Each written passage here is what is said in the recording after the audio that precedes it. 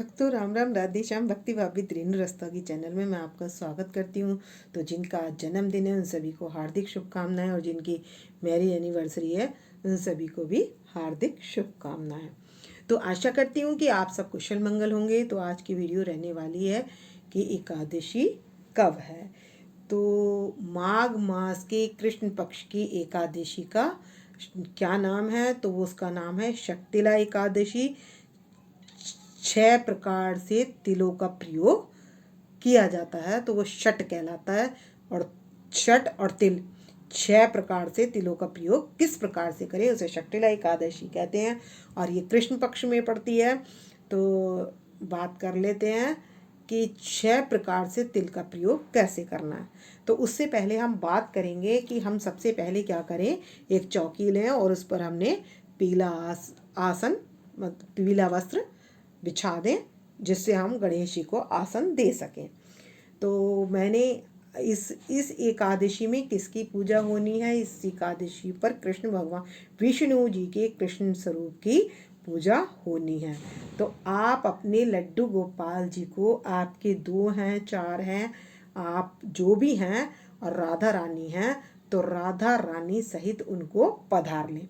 और यदि चौकी पर आप एक लड्डू गोपाल जी को पधारना चाहते हैं तो उनको भी पधार सकते हैं। तो अब करना क्या है, हमने सबसे पहले एकादशी 5 तारीख की है या 6 तारीख की, तो हम बता देते हैं कि एकादशी 5 तारीख को 5:25 से आ रही है और 6 तारीख को रहेगी 4:10 तक। उसके बाद द्वादशी लग जाएगी। तो जो द्वादशी लगेगी तो द्वादशी रहेगी 2:45 तक। तो इसलिए हमने द्वादशी का जब प्रथम पहर होता है उसमें हमने हरिवासर का होता है, उसके बाद हम अब पारायण कर सकते हैं। तो हमने पारायण 7 तारीख को करना है, 7:10 से लेकर 9:15 तक। तो हम पारायण कर सकते हैं। तो ये तो एकादशी की तिथि और कब हम एकादशी करें, तो यानी कि सूर्य उदय तिथि में आ रही है 6 तारीख को एकादशी व्रत करेंगे। तो अब हम सबसे पहले अपने गणेश जी को विराजमान कर लेंगे और यहाँ पर विष्णु जी का, लक्ष्मी जी, नारायण जी को और कलश देवता की स्थापना कर लेते हैं। तो हमने सबसे पहले घट की स्थापना कर ली है। इसमें गले तक ले लिया है हमने जल। उसके बाद इसमें एक सिक्का, लौंग का जोड़ा और सुपारी डालकर घट की कर दी स्थापना। उसके ऊपर हमने नारियल रख दिया। तो आप इसकी जगह दीप भी जला सकते हैं और नारियल भी रख सकते हैं। नारियल रखना जरूरी है। और आप इसके सीधे हाथ पर, जहाँ पर यहाँ पर लड्डू गोपाल जी को या लक्ष्मी नारायण भगवान जी को पधारेंगे, तो यहाँ सीधे हाथ पर हम, तो गणेश जी को तो वाइट जनेऊ पहनाना है और येलो जनेऊ अपने विष्णु भगवान जी को धारण कराना है। तो ये मैंने येलो जनेऊ विष्णु भगवान जी को धारण करा लिया है। तो और अपने लड्डू गोपाल जी को क्या पहनाना है, अपने लड्डू गोपाल जी को पहनानी है तुलसी की माला।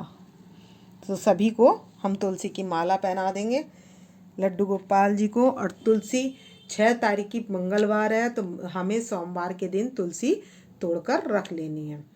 तो हम तुलसी तोड़ लेंगे और उसके बाद हम इनको पुष्प की माला पहना देंगे। सभी के पास पुष्प अर्पित कर देंगे। तो गणेश जी के पास कलावा अर्पित कर देंगे, अपने लड्डू गोपाल जी के पास भी कलावा अर्पित कर देंगे।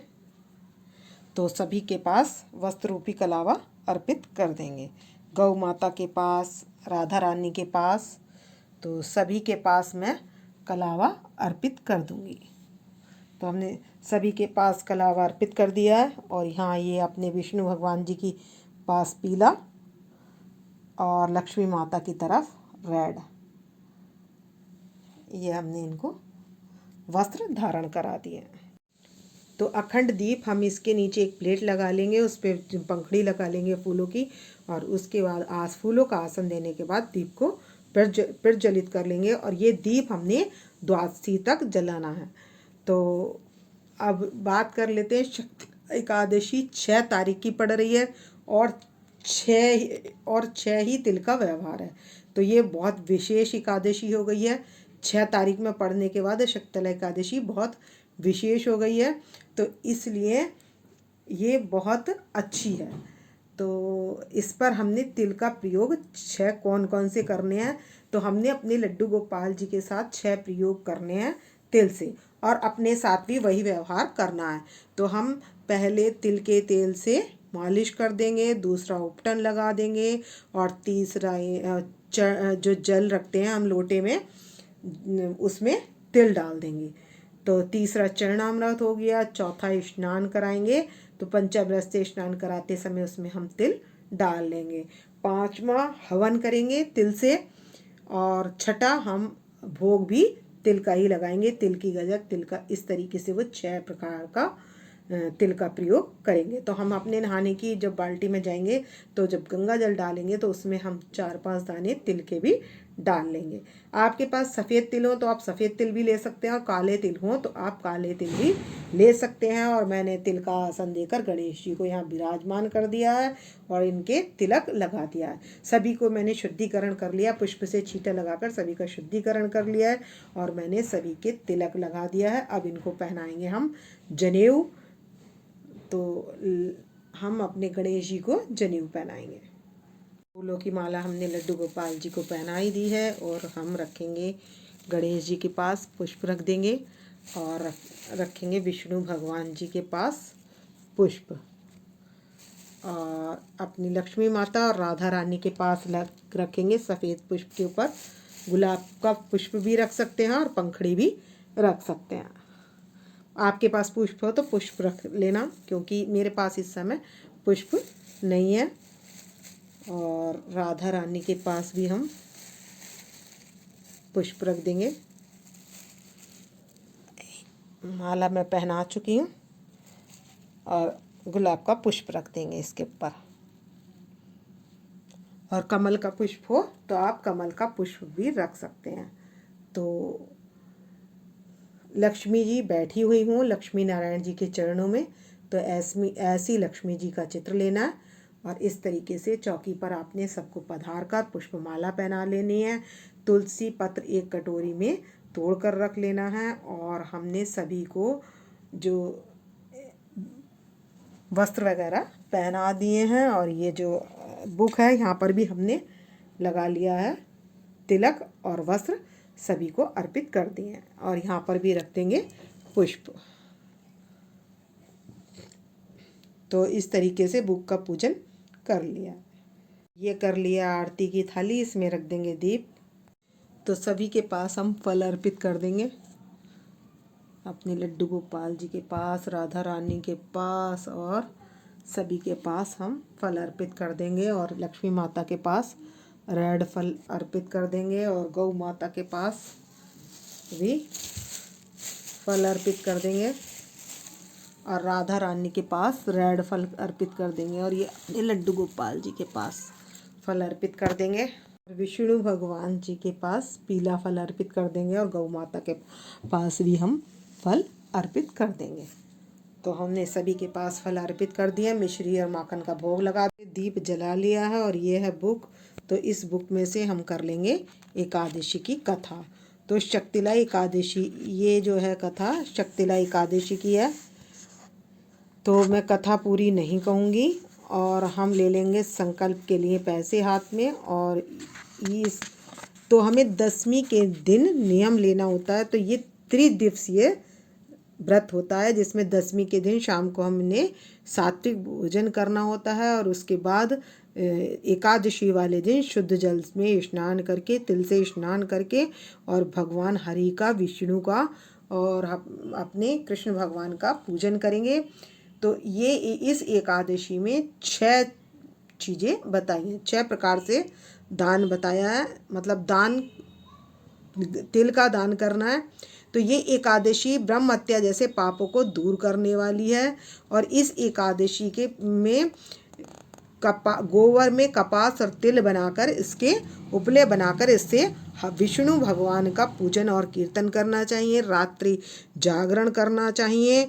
और इस एकादशी में जो तिल का दान करता है उसे स्वर्ग में निवास करता है। तो पहला क्या है, तिल से स्नान, दूसरा तिल से उपटन, तीसरा चरणामृत और चौथा तिल से हवन और पांचवा तिल का भोजन और छठा तिल का दान। तो ये 6 प्रकार से तिल यूज़ करने हमने। और इस एकादशी के प्रभाव से मनुष्य उन्नति को प्राप्त होता है। और उसे तो एक कथा में सार रूप में बता देती हूँ। एक वृद्ध स्त्री थी, तो वो वृद्ध स्त्री हर समय व्रत किया करती थी और सोचती थी कि व्रत से मैंने अपना शरीर शुद्ध कर लिया है। तो एक दिन एक ब्राह्मण भिक्षा के लिए उसके द्वार पर पहुंचा, तो ब्राह्मणी ने उसको एक मिट्टी का पिंड दे दिया और वो मिट्टी का पिंड लेकर स्वर्ग में चला गया। जब ब्राह्मणी का शरीर पूरा हो गया, तो जब वह वहाँ पहुंची तो उसने वहाँ पर सब वस्तुओं से रहित घर को प्राप्त किया। उस घर में कुछ भी नहीं था और एक उससे जो है क्या दिखाई दिया, मिट्टी का पिंड दिखाई दिया। तब उसके घर में देव स्त्रियां देखने आईं, तो उसने उनसे पूछा कि मुझे क्या करना चाहिए। तो उन्होंने शक्तिला एकादशी का व्रत का महात्म और विधि उसको बतलाया। तब उसने इस व्रत को किया, तो इसके करने के पश्चात वो कहाँ को गई, स्वर्ग को। घर धन धान्य से पूर्ण हो गया। तो इसलिए इसमें अन्न का दान और तिल का दान हमने जरूर करना है। और अब करेंगे, कथा समाप्त हो चुकी। तो जो संकल्प के पैसे हैं, तिल और फूल, वो हम अपने गणेश जी या कृष्ण भगवान के पास अर्पित कर सकते हैं। तो इसके बाद हम घंटी बजाकर कर लेंगे आरती। तो मैं करूँगी विष्णु भगवान जी की आरती। बांके बिहारी तेरी आरती गाऊं, ए गिरधर तेरी आरती गाऊं, आरती गाऊं प्यारे तुमको मनाऊं, हरि चरणों में शीश झुकाऊं, चरणों से निकली गंगा प्यारी, जिसने सारी धरती। इसके बाद कर लेंगे विष्णु भगवान जी के चरणों से निकली है गंगा जी, तो कर लेंगे गंगा जी की आरती। ओम जय गंगे माता मैया, जय गंगे माता, जो नर तुमको ध्याता सो नर तर जाता। ओ जय गंगे। तो हम घंटी बजा लेंगे। तिल की गजक, तिल की रेवड़ी और तिल के लड्डू, जो कुछ भी आप घर में बनाएं उसका आप उन भोग लगा सकते हैं। और पारायण जो है खिचड़ी से करना है हमने, तो हम खिचड़ी बना लेंगे द्वादशी वाले दिन। और हमने क्या सीताफल और तो हम पेठा, नारियल, सीताफल और सुपारी से अपने विष्णु भगवान को अर्घ दे सकते हैं। और इनको जो हमने आरती करनी है वो धूप दीप नैवेद्य से इनकी आरती करनी है। तो इस तरीके से इनका पूजन करना है। तो घंटी बजाकर इन्हें भोग लगा दिया है। और भोग लगाने के बाद अब इसमें मैंने हाथ में जल लेकर चारों तरफ छिड़क कर इसको आरती को जोत हम अपने लड्डू गोपाल जी, राधा रानी जो यहाँ बैठे हुए हैं, सभी को जोत दे देंगे। और उसके बाद ये जोत परिवार के सभी जन ले लेंगे। इसकी बात कर लेंगे हम क्षमा प्रार्थना, पुष्पांजलि अर्पित कर लेंगे पहले और उसके बाद करेंगे क्षमा प्रार्थना। कर्पूरी गौरम करुणावतारम संसारी सारम भुजगेन्द्रहारम सदा संतम हृदयारविंदे भवम भवामी सहितम नमामि। तो भक्तों, इस वीडियो का करूँगी मैं यहीं पर एंड। यदि आपको मेरी वीडियो पसंद आए तो प्लीज़ लाइक करें, सब्सक्राइब करें और शेयर करना ना भूलें। लक्ष्मी नारायण जी के चरणों में या विष्णु भगवान के चरणों में हाजिरी लगाएं और कमेंट्स में राधे राधे लिखें। तो मिलते हैं नेक्स्ट वीडियो में। भक्तों राम राम, राधे श्याम।